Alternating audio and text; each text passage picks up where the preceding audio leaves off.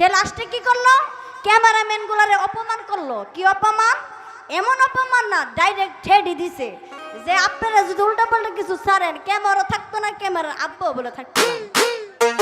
হ্যাঁ হ্যাঁ, আলামিন বের মতন, ওই আলামিন বের ক্যামেরা বলে নিছে গা, ওই সে শিল্পী আর কি। তো এই অবস্থা হয়েছে, তারে কইছিলাম কি জানিনি, কথার তেজেলা ওই সাউন্ড নিয়া যে ভাই একটু বাড়ান, সেই স্টেজ ওইটা কইতাছে আমারে তো বাড়াবাড়ি লাগতো না, যা আছে তাই দেন। আবার শুরুই কইতাছি, আবার আমি স্টেজ ওইটা কইছিলাম তার কথার ব্যক্তিতে যে সে তো বুড়া মানুষ, তার এত কিছু লাগে না, আমি হচ্ছে ডিজিটাল যুগের মানুষ, আমার আবার বেশি কিছু লাগে, আমার একটু সাউন্ড বাড়াই দিয়ে। হ্যাঁ নি ফেস ধরছে, হ্যাঁ বলে গেছি বুড়া। আচ্ছা ভাই আমি কি বুড়া হব না? বুড়া কোনো দোষ হইছে? সে তো গেছে সেইটা মনে করে নয়ন ভাইয়ের লোকে গান, নয়ন শেখের চিনেননি? নয়ন শেখে ভাইয়ের লোকে গান, এ নয়ন শেখ ভাইও তাইরে কইছে বুড়া।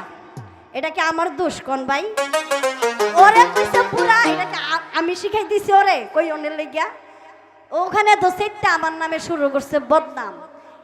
এমন বদনাম না, আমি বলে কি দান্দা মরিস নাকি কি দানি মরিস। হ্যাঁ এখন আপা আপনি তো চিন্তা করছেন না যে আপনি যে মুডা হইতে হইতে দিনের দিন কি হইতেছেন, 2 দিন পরে যে বাস্ট হয়ে যাবেন গা, আপনার দুইটা খেয়াল নাই।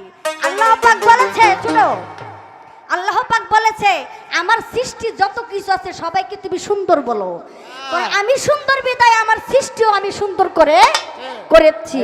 আমার সৃষ্টিকে কেউ কোনোদিন অপমান করার সাহস কেউ কোনোদিন করতে পারবে না।